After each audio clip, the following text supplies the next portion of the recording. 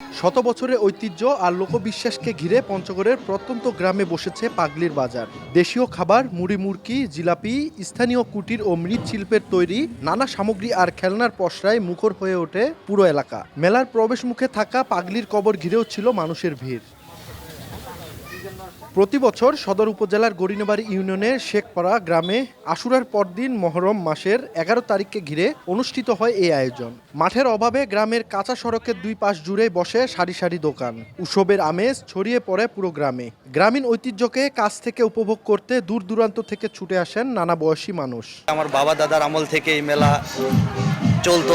এখানে কাউকে বলা লাগে না, অটোমেটিক এখানে দোকানপাট চলে আসে, এখানে অটোমেটিক বাজার লাগে। প্রত্যেক ধর্মের লোক আসে। 25-26 বছর থেকে আমি দেখতেছি, প্রতিবারে সুন্দরভাবেই লাগে। আব্বুর সাথে মেলা আসছি, খুব ভালো লাগলো। এই পাগড়ির কবরে অনেকে মান্নাত করে, মান্নাত যদি পূরণ হয় তাহলে অনেকে তবারক দেয়। স্যান্ডেলিনা সো, রূপচর্চায় আভিজাত্য। স্থানীয়দের ভাষ্য, বহু বছর আগে আমিরন নামে এক মানসিক ভারসাম্যহীন নারী এই গ্রামে বসবাস করতেন।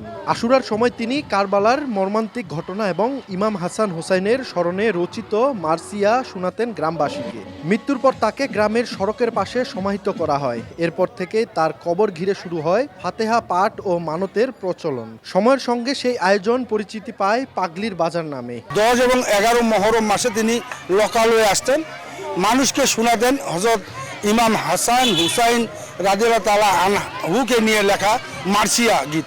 পাগলি মারা যাওয়ার পরে তাকে দাফন করা হয়েছে, ওখান থেকেই কিন্তু এই বাজারটা লাগে আসতেছে। শনিবার বিকেল থেকে রাত পর্যন্ত একদিনের জন্য আয়োজন করা হয় পাগলির এই বাজারের। সোহাগ হায়দার, সময় সংবাদ, পঞ্চগড়।